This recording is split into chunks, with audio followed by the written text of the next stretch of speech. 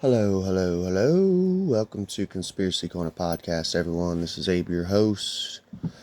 It is August 4th, 2026. No intro music today. Sammy's asleep. So, yeah, I try to keep it quiet and on the down low. Just got up early, woke up about 5:20ish. Drinking some coffee, playing some Zelda. This is my coffee mug. Got a little bunny rabbit. That's my spirit animal, man. I am off today. I actually got lucky and got off today, which I needed a day off. I was already thinking I'm going to ask my boss for a day off during the week because I got a hospital bill to pay hanging up here on the wall. Going to go pay that today, 113, so it's not too bad. It's when they come in with bills that are like, oh, you owe like $1,000 something dollars. I'm like, yeah, you're not going to see that. Sorry, not anytime soon. My life is too crazy right now. Gonna work on the roof hopefully later today. I probably will end up taking a nap because I got up so early. So I gotta trim a tree out front. I gotta trim it. Work on the roof. Pay this bill. There was one more thing I had to do. Oh, my car has a tracking device on it. Amazon AirPod, I think is what they call them. And it's nothing crazy because I didn't really go into detail last episode on the during the update because I just didn't think about it. But afterwards, I'm like, people probably think this is like some weird sketchy shit, and it's like the car is paid off. I have the title. It's in my name. The owner of the lot, he puts them on every car, and then he just forgot to take it off like when he sold it to me. So I do need to run by there, and they're not open on weekends. I do like my new job and my new schedule being back on days. I'm enjoying it. I was a little concerned about it at first because I'm just going to be straight up with you all. And if you're longtime listeners, you guys know that I struggle with alcohol. And when I worked third shift, I felt like I was drinking less. When I used to work first shift way back in the day, I noticed that I was drinking more. With this new job, I get out later sometimes even like an hour late, and then I have an hour drive home. So I actually don't, knock on wood, I'm not drinking as much because I'm having to go to bed like earlier, which is a good thing. Because I was really worried about that. I'm like, fuck, I'm gonna be back on first. I tend to drink more on first shift. Because like I feel like when you work first shift, like you go in early, you get off, in the evening, and you have hours before you go to bed, and you end up just like knocking them back too many. And I've struggled with it in the past. But yeah, one thing I do have to say though, what I was going to say is I'm enjoying my first shift a lot better, being back in like a normal schedule, like of more natural sleep cycle. But I do have to say, man, it kind of sucks working like 5 days in a row, uh, Monday through Friday, because everything's closed on the weekend. So like if I have a bill, I have to like push it off on my wife, and I feel bad because she has to do all the running and gunning. But it's like, sorry, like by the time I get out of work and get into town, like everything's closed. So when he was like, hey, do you want tomorrow off? I'm like, yeah, because I have errands I have to do that I can only do on weekdays. You guys probably know how it is if you work a 9 to 5 Monday through Friday. As far as updates, that's about it. I hope no one took last podcast update the wrong way, whether it be Red Pill Paradigm or Miss McGillicuddy. Um, I wasn't frustrated at her. I was frustrated at this Zach dude because I don't think people realize, unless you've had it happen, whether it's a family member or a friend, when like a pedophile, either in a friend group or a family, it can literally like destroy that whole group of friends or family members. It ruins not just the victim's life, but like people around in a group, you know. And it's like it pissed me off, and I wasn't mad at Miss McGillicuddy. I was mad at Zach. And if you want to hear more details of what happened, there's an episode I put out. I think the episode is titled "I Almost Sold My Soul." Go check that episode out. It goes into detail of what happened. And Red Pill Paradigm, I hope he didn't think I was like mad at him or anything about saying I need a phone mount. I do need a phone mount. I actually, that was the point I was making last episode, is like I enjoy constructive criticism as long as someone's nice in the comment section, you know, because I do get crazy haters sometimes who just, people get brave behind their keyboards, man. Not Red Pill, but he's cool. But yeah, as far as updates, that's about it. I'm going to plug my stuff real quick. I have a Buy Me a Coffee account set up in the link below. If you donate to the channel, I will send you a signed bookmark, a Conspiracy Corner bookmark. Unless you don't want me to sign it, you can message me through Buy Me a Coffee. It's helping me pay for my roof and hospital bills right now. I ain't going to lie. But yeah, let's get on with the show. So this story is a little bit older. I tried. You guys see my notebook. This is all full of episodes I need to cover. And I've had that notebook for, damn, probably a year, maybe 2 years. I've went through multiple notebooks of just subjects I need to cover. I'm so behind. I wish that this was my full-time job. I would love it. It would be amazing. That would be a dream come true, the American dream. But it doesn't look like that's going to happen, probably ever. I've been doing this for over a decade. I tell people, if you don't enjoy what you're doing, podcasting as a art form and something you do for fun, don't even get into it, because unless you're already famous, you're probably not going to make it. And you're going to get shadow banned if you're doing conspiracy. So, I've been wanting to cover this for a minute. It is a little bit older, but I do think this is a very important episode. Last two episodes were kind of funner episodes. I love doing fun conspiracy shit. But I think this one is actually very important. Over the years, I have discussed, actually the episode before last, the mummy episode that we did. I'm really big into like Egyptology, right? My cat, actually right here, Horus, is named after the Egyptian god Horus, aka Jesus. You know, go study astrotheology for that. This is very important. For one, this AI shit is going to be, I swear, dude, I think it's going to be the downfall of America. Or not America, the world. I don't think I'm being overreactive when saying I think this is going to destroy the planet. I think there's a reason why all the elites are building bunkers. Next year is supposed to be the hottest year ever in history. This year supposedly was like the hottest year ever in history. We covered it earlier this year of how many deaths there were in Europe. I think it's because of the data centers. I think the data centers are like literally heating up the earth. And I don't think that's a conspiracy. I think they've even said that there's like, I'm looking for my cigarettes, that there's literally, hang on.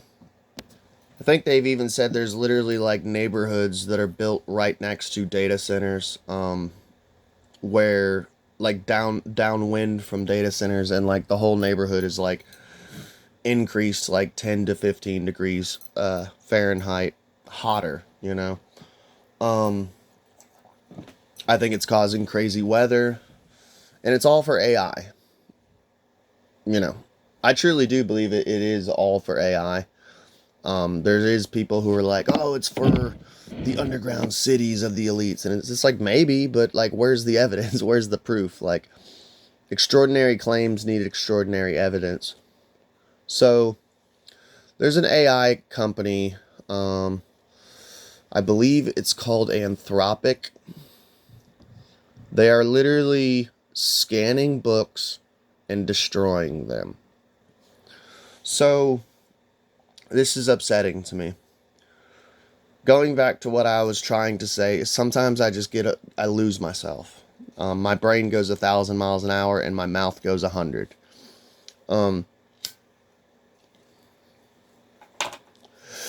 Hence why I created a podcast. Otherwise, I'd be talking to myself in a room, a padded room. I'm a huge fan of Egyptology. And I remember reading this book on Cleopatra, a biography, and learning about the multiple destructions of the Library of Alexandria. This is our modern day Library of Alexandria.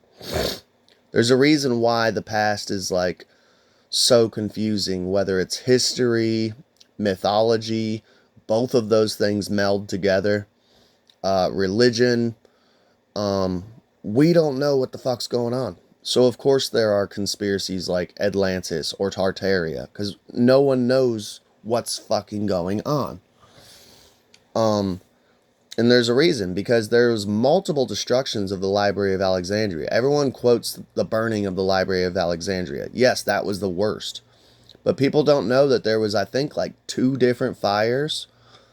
There was lootings. As far as I remember, off the top of my noggin, this has been years ago, over a decade ago, when I read this book, but there was like at least 3 major events of destruction of the Library of Alexandria, whether through warfare or burning or looting. It's disgusting, and all of that ancient knowledge was either destroyed or, yeah, just destroyed. And then now, and also too, we've covered it multiple times, like the Vatican secret archives, man. How much of our ancient knowledge and history is just locked up in these Vatican archives and we can't get to it? It's disgusting. To me, the Vatican archives is like the newest Library of Alexandria. So this company, Anthropic, to sum it up quickly, but we're going to dive deeper into it, is literally purchasing books, scanning them, and then destroying them. And they're scanning it and giving it to like AI. This is disgusting. This is horrible. I'm a huge book collector. I've actually had family members who are like, man, you need to get rid of these books. And I'm like, fuck you. Because they don't realize how important it is to have these physical copies. These are going to be gone someday. And I said it whenever they came out with, there's this like little iPad thing called a Nook. Amazon Nook or something like that. I never took part in that bullshit. And I had a boss who was like, oh, you're so weird. You're such a conspiracy theorist. They're not going to get rid of books. Yeah, they are. I knew this day was coming. They want, you will own nothing and be happy. I mean, I don't know how many times I have to say this. The gaming industry is getting conspiratorial. Here recently, earlier this year, they're talking about like not even making physical. Sony, I believe, everyone's been waiting for Grand Theft Auto 6. I love Grand Theft Auto, by the way, and I'm stoked for it too because it's going to be in Florida again. My favorite Grand Theft Auto is Vice City. I'm a huge fan. But everyone's like mad and they're boycotting Sony because Sony was like, no, we're not going to make a physical copy. No, people want physical copies, dude. I have a Nintendo Switch. I'm going to get into playing it probably next year. Uh, Actually, I think I'm gonna jump to the DS for a while. Maybe I don't know. I don't know what I'm gonna do with gaming. I mostly do retro, but like I see online games, and I won't even play them or purchase them. I want physical fucking copies. There's nothing better than holding a game, looking at the box, looking at the manual. They don't want that though, because they want it. They want to be able to. You piss us off, we cut off your books, your reading material. We cut off your internet. We cut off your uh your video games. I have physical copies of games, DVDs, books. My old house looked like a library, and everyone thought I was a hoarder. Everyone thought I was crazy for being a collector of these things, but it's like, no, I want physical copies because I know what the Great Reset is. And here's the thing, dude. This thing has been going on. I don't even know if we're going to make it to the article. This thing has been going on since the late 80s. Well, this thing has been going on at least since the 90s, because I remember over a decade ago discovering William Cooper. And half of this shit is gone off of YouTube. It's been removed and shit. Good luck finding old school William Cooper. But William Cooper was like the king of conspiracy during the 90s, if you don't know who he was. The government ended up assassinating him on his front doorstep. It's a pretty sad story. There's actually an awesome documentary, which is surprisingly on YouTube for free. You can find it. I think it's something along the hour of the time. It's a documentary of William Cooper. It's super well made, and they get into the nitty gritty of how the government killed him. He wrote "Behold a Pale Horse." That might ring a bell to some people. He was doing what I want to do as my dream job, which is this. He did talk radio all day. He had a huge library. All that shit's probably gone. So, William Cooper had talked about it, how they want to get rid of physical books. And this was back in the 90s, so there's no telling how much of this shit has been destroyed. And I know for a fact that this still goes on, because I used to bartend at Beaumont Inn, and one of our regulars, she used to be a teacher, and she kind of like soft retired, and she became a librarian. This shit still goes on. She worked at Harrodsburg Library. Her husband, his name was Art. He's dead now. He was the mayor for Harrodsburg for a little bit. So, her name was Laura. I'm trying to remember their last name. I can't recall. It's been so long. But anyways, William Cooper was talking about, they called it the seeding out program. And what it was is libraries, when a book would, some of it was understandable. Like if a book was too damaged, they would destroy the book. Which even then, it depends on how damaged it is. Like what they would do is rip off the cover and then destroy the book. I don't know what the cover had to do with anything. It was really weird. But our local library, they at least, when they were doing the seeding out program, they would at least put the books in the lobby, and you could either like, they would have a free bookshelf, and some of them were worth money, so they would sell books. So I would go in there and find amazing fucking finds as far as literature, and walk out with a stack of books and only pay like $5 or something, you know. Harrodsburg, they at least would do that before destroying the books. But they call it the seeding out program, the seeding out. They still do that.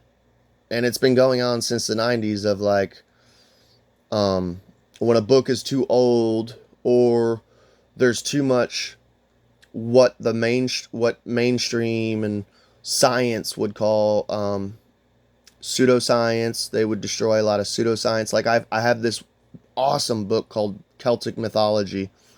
I call it my Celtic Bible because it's like it's the best book ever written on basically every Celtic myth and legend out there. Um, but it got into alternative history as far as like Atlantis and um, yeah, it's a deep book and I got it for like $2 or something. Perfect condition. It was in the seating out because it was alternative history. It was pseudoscience because they were saying the Celts were originally tan and brown eyed and brown haired and can't have that. Or that the Celts were worshiping the Egyptian gods and Hebrew gods and they're like, oh, can't have that. mm.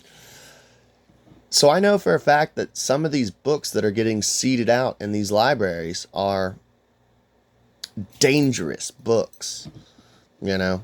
So, and we see it too also, man. They are changing.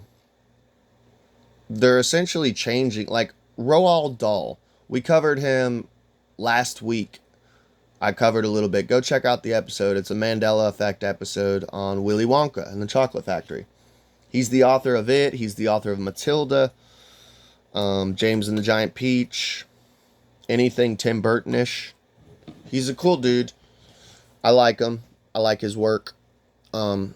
So apparently there was, by the way, like there was some, I think he was probably racist. I ain't gonna lie.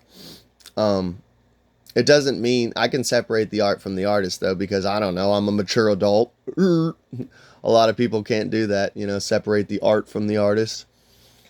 Pretty sure he was racist.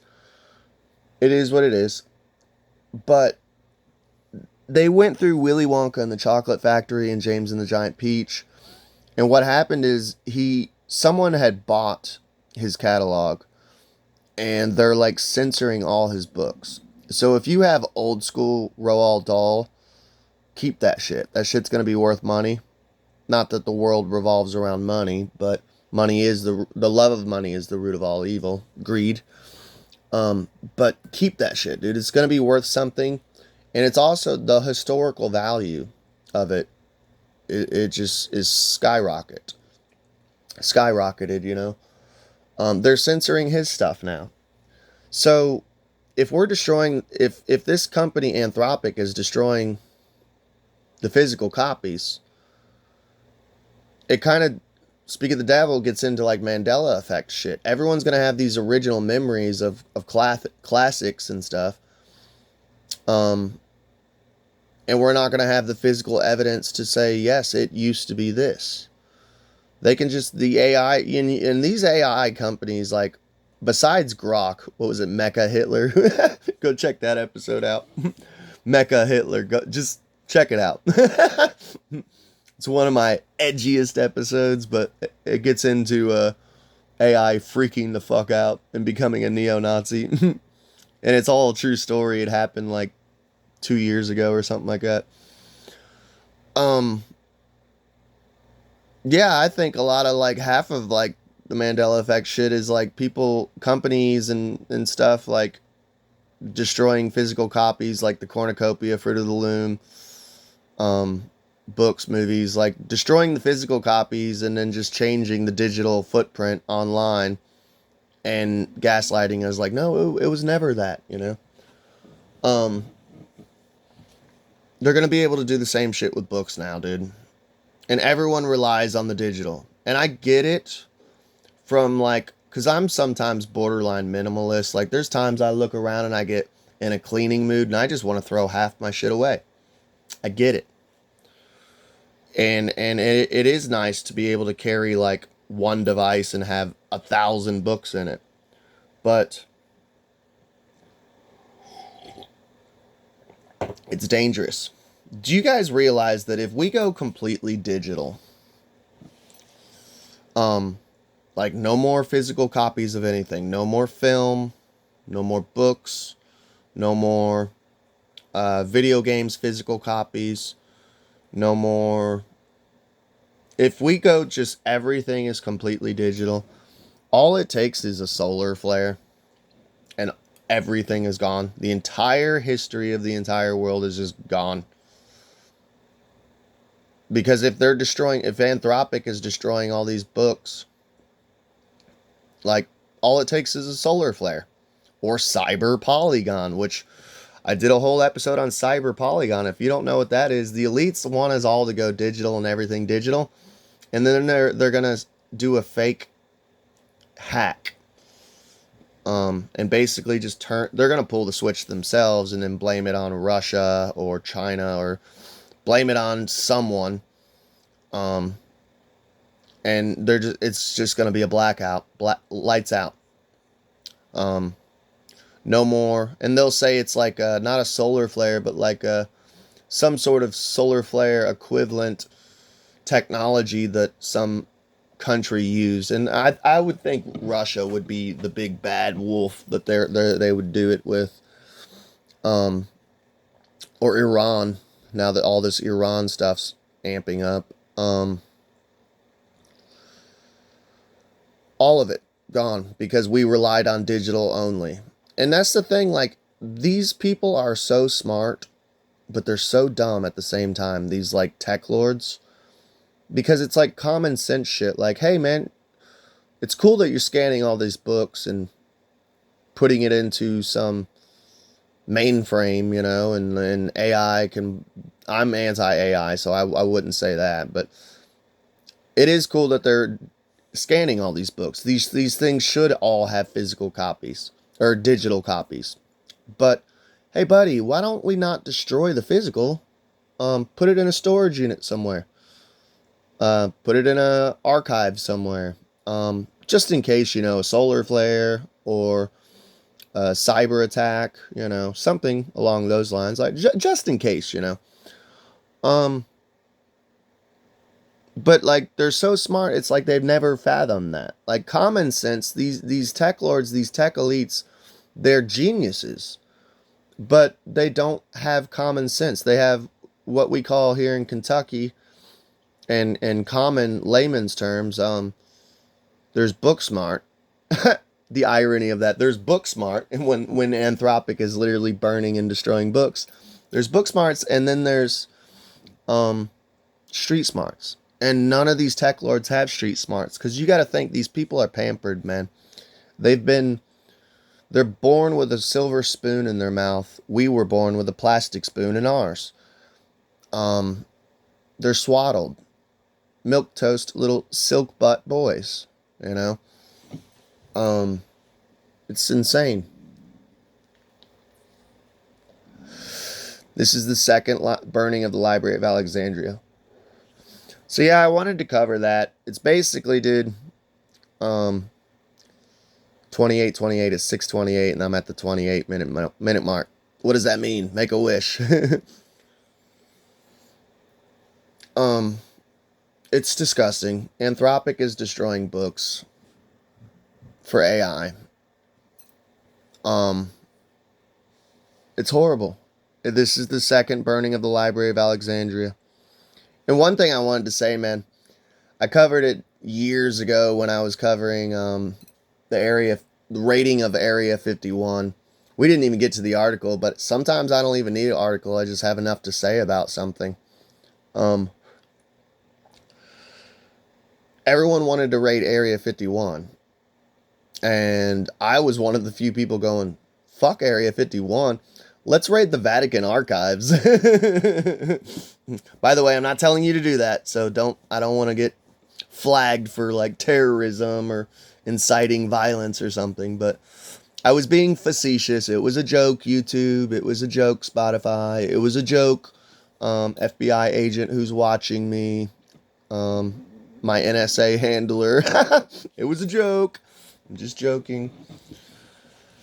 But yeah, let me know what you guys think about it in the comments below. This is just insanity to me. It's dark, it's disgusting, it's scary, and everything is just ramping up and getting faster. And I wanted to cover this like a month or two ago when I first heard about it.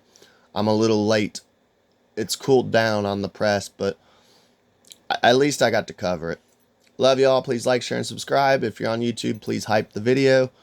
If you're on Spotify, um, go down below and you can answer a poll. I do read the polls every now and then when it's a slower day, and it helps me with the algorithm. So y'all have a good day.